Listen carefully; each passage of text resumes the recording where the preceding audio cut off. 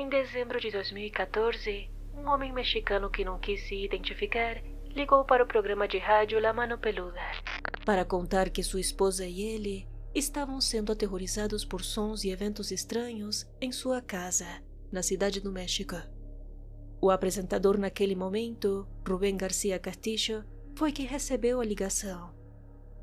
Na história, o homem explica que sua vida havia mudado completamente desde que sua esposa achou um par de botas sujas de mineiro que estavam perto da porta do porão da casa. E a cada tentativa de se desfazer daquele calçado, elas voltavam a aparecer no seu lugar de origem e foram responsáveis por uma série de eventos bizarros na casa. Este episódio é mais um tributo ao já extinto programa de rádio mexicano, transmitido desde 1995 até dezembro de 2023, caracterizado por ser um espaço para que os ouvintes pudessem contar suas experiências com o sobrenatural.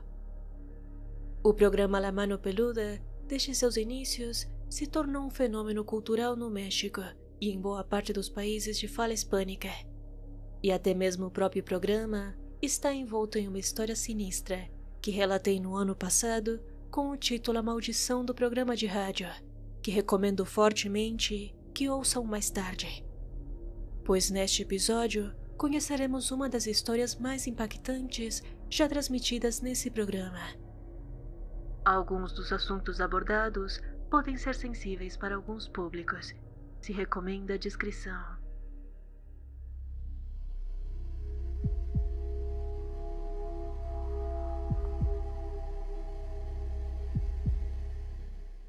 ¿Esto dónde sucedió, ingeniero? Sucedió aquí en la Ciudad de México, cerca de Tepoztlán. No começo do programa, transmitido em dezembro de 2014, o ouvinte que não quis se identificar disse a Rubén García Castillo que não costumava ouvir a rádio, mas que por sugestões e incentivo dos seus funcionários, ele conheceu a respeito do programa e decidiu contar a sua própria história. Esses funcionários viram a ser testemunhas chaves de sua experiência. A seguir, vou contar em primeira pessoa o relato que foi transmitido naquela noite. Há uns 15 anos atrás, conheci uma bela jovem na escola de medicina da UNAM, com quem me casei. O nome dela é Jaqueline. Então, um dia, decidimos fazer uma pequena festa na nossa casa. A ideia era convidar alguns amigos para celebrar que finalmente havíamos terminado a construção da nossa casa. A partir daquele dia, a vida se tornou um pesadelo para nós dois. Durante a festa celebramos, comemos e bebemos muito. E já era tarde da noite quando os convidados foram embora. Nós fomos para o nosso quarto e depois de nos deitar, começamos a ouvir sons estranhos pela casa toda. E Jaqueline, que é muito religiosa, começou a ficar preocupada. Ela rezou e rezou até que, com o passar dos meses, aqueles barulhos se tornaram uma constante em nossas vidas. E ela passou a rezar continuamente, toda vez que aqueles sons sem origem alguma começavam a ressoar pelas paredes. Até que, certo dia, algo mudou. Naquele momento, eu trabalhava em uma construção do outro lado da cidade e a minha esposa ficava sozinha em casa. Quando eu voltei do trabalho certo dia, ela me contou que, do lado da porta que levava ao sótão da casa, ela achou um par de botas muito grandes, similares às botas dos mineiros.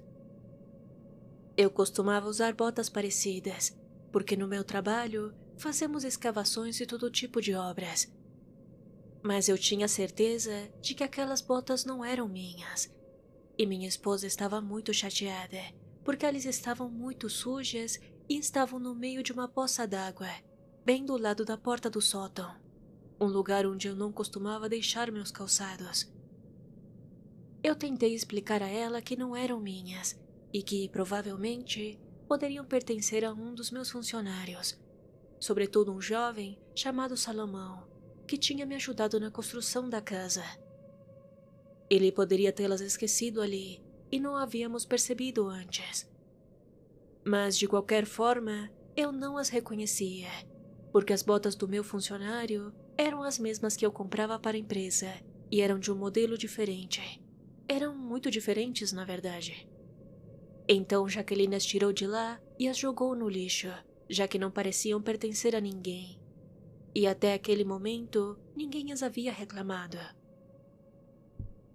Algumas noites depois disso, voltamos a ouvir barulhos intensos dentro da nossa casa. E eu já estava quase me acostumando, mas minha esposa continuava rezando até que aqueles sons parassem. Nessa mesma época, fomos convidados para o batismo do meu sobrinho, e lembro que eu estava me sentindo mal, tinha muita dor de cabeça e nas costas, e não pude aproveitar direito a reunião familiar que se seguiu ao batismo. Portanto, eu decidi voltar para casa um pouco mais cedo do que a minha esposa, e notei que ela havia bebido um pouco quando chegou, e então fomos dormir. Devo explicar que na minha casa tem uma escada de madeira que costuma fazer um som particular quando subimos para o nosso quarto. Então, ainda naquela noite, fui acordado pelo som da escada. Eu estava com muito medo, pensando que depois de todos aqueles barulhos sem explicação, alguém havia invadido a casa. Por precaução, alguns dias antes, eu havia comprado uma pistola. Então, quando aqueles sons vindo das escadas pararam, eu ouvi uma batida forte na porta do nosso quarto. Alguém estava batendo tão forte que pareciam que iam derrubar a porta. A pessoa, quem quer que fosse, parecia ter uma força bestial. Minha esposa acabou acordando assustada, e eu peguei a pistola que estava na mesa de cabeceira e fui lentamente em direção da porta. Minha esposa me puxava de volta, me pedindo para não sair e que, por favor, não abrisse aquela porta. Eu fico aterrorizado cada vez que falo sobre essa história. Então, eu tomei coragem para girar a maçaneta e me soltar das mãos suplicantes de Jaqueline. Depois que abri, pude ver alguém correndo escada abaixo e atirei.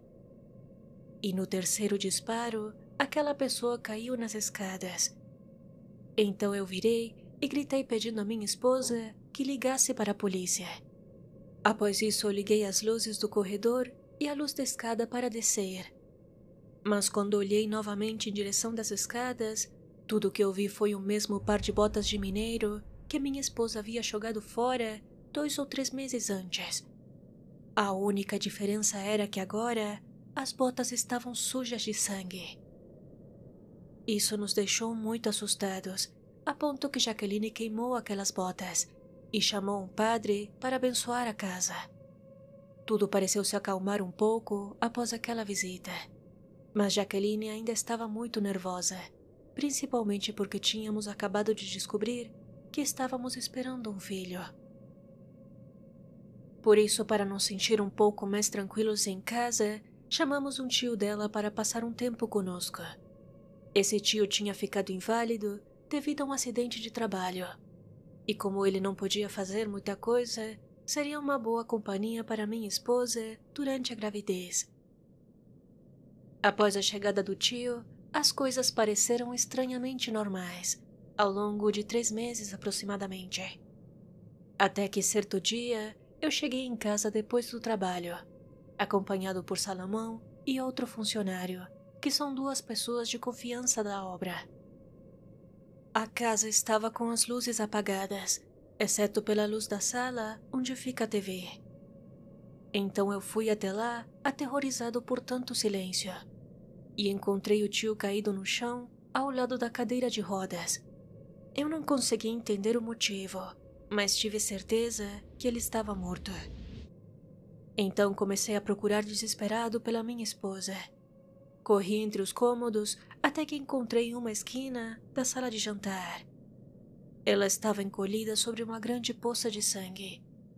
Eu cheguei a pensar que ela estava morta, mas na verdade ela estava com os olhos vermelhos de tanto chorar e em estado de choque. Então chamamos a polícia e pouco tempo depois eles chegaram na casa. Minha esposa foi levada em uma ambulância e logo soube que ela tinha perdido o bebê, mas não estava machucada. Já o tio foi declarado morto devido a um ataque cardíaco. Minha esposa teve que ficar internada durante algumas semanas até que apresentasse melhoras, mas infelizmente ela nunca se recuperou. Não sei exatamente o que aconteceu com ela naquela noite. Eu a levei a psiquiatras e profissionais que fazem hipnose regressiva e coisas do tipo, mas ela não responde. Na maior parte do tempo, ela está tranquila, mas não lúcida, porque para piorar, ela não consegue se lembrar de mim. Durante as terapias de hipnose que a levei, ela começou tranquila, sem conseguir se lembrar muito daquela noite. Mas sempre que pressionada para lembrar, ela fica histérica e diz aos gritos que eu tenho que ter cuidado, que tem alguém em casa e que ele vai nos machucar. Mas eu não consigo entender sobre quem ele está falando. Na verdade, eu acho que teria problemas se não tivesse voltado para casa com meus funcionários naquela noite. Porque, do contrário, eu poderia ter sido preso. A polícia mexicana poderia pensar que fui eu quem tirou a vida do tio e agredi a minha esposa, por não sei qual motivo. Atualmente ela está internada em um hospital psiquiátrico de Guadalajara, onde podem cuidar melhor dela. Eu vou visitá-la todos os meses, mas ela não me reconhece. Ela pensa que sou apenas um amigo. Depois de tudo o que aconteceu, eu não consigo vender a casa. Inclusive, no dia seguinte do ocorrido, quando já estava exausto de lidar com o hospital e a polícia, eu voltei para casa.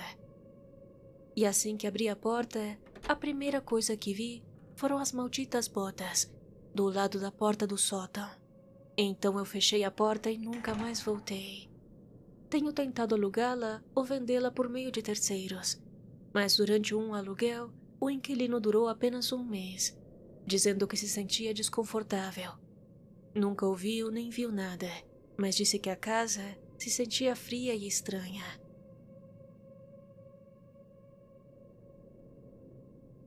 De quem seriam aquelas botas? Seriam de alguém real procurando fazer mal à família? Ou uma presença vingativa após a noite dos disparos? Depois de tudo o que aconteceu, é compreensível que a casa não pode ser vendida, porque se tornou o que alguns chamam de propriedade estigmatizada, um local que ficou associado negativamente a um evento psicológico traumático. Uma propriedade pode ser estigmatizada por vários motivos, como um histórico de atividades criminosas, homicídios, mortes que foram descobertas após um longo período de tempo ou atividade paranormal. Algumas pessoas podem ser capazes de sentir uma espécie de eco emocional de um evento passado, como se o sofrimento tivesse deixado uma impressão no próprio ambiente. Embora não haja evidências científicas para essas memórias em um sentido literal, já que muitas vezes não há nada fisicamente errado com essas casas. Mas a sensibilidade emocional e a empatia podem levar as pessoas a se sentirem desconfortáveis em locais associados a eventos traumáticos. Mas o maior mistério que fica no ar seria a origem dos eventos que o casal vivenciou. A casa em si era uma construção nova. Ninguém havia falecido no local recentemente, e não houve acidentes conhecidos durante a sua construção. Mas a descrição dos eventos sugere que, muito provavelmente, o terreno onde a casa foi construída era ainda mais antigo, onde talvez algum eco do passado estivesse esperando ali, durante muitos anos, por uma oportunidade de voltar. A história da Cidade do México é composta por uma rica tradição de histórias de fantasmas e lendas urbanas. Isso se deve a seu longo e complexo passado, incluindo o período pré-hispânico, colonial e moderno. A Cidade do México foi fundada por volta do século XIV e era a capital do Império Azteca, chamada Tenochtitlán, que acabou sendo completamente destruída pelos colonos espanhóis em 1524. Durante o período pré-hispânico, a poderosa civilização azteca tinha práticas religiosas que envolviam a crença em espíritos e a vida após a morte. Esses elementos, juntamente com a localização da cidade sobre um lago, deram origem a diversas histórias de espíritos antigos e seres sobrenaturais. Já no período colonial, a morte e a violência se tornaram ainda mais presentes, e a história da cidade foi fortemente marcada por grandes epidemias e repressões, que somaram ainda mais histórias envolvendo o sobrenatural, que refletiam o profundo sofrimento e tristeza da época, dando vida a lendas urbanas antigas que conheceremos em breve, em um próximo episódio. Se você ouviu até aqui, deixe um comentário, avalie o podcast com 5 estrelas ou deixe um like, dependendo da plataforma onde estiver me ouvindo. Isso me ajudaria muito a seguir trazendo episódios como este. E se você caiu de paraquedas e não conhece este projeto, por favor não seja rude nos comentários. Gostaria de agradecer imensamente aos apoiadores que me permitem manter este projeto em pé. Um grande abraço para José Ribeiro, Luiz Fernando Rangel, Luiz Iboni, Daniel Polentini, Eric César Emerick, Tauan Fonseca e Leandro Silva. Se você também quiser se tornar um apoiador e ter acesso a conteúdos exclusivos, procure o podcast Pesadelos Reais no Apoia-se ou verifique os links na descrição. Muito obrigada por ouvir até aqui e até o próximo episódio.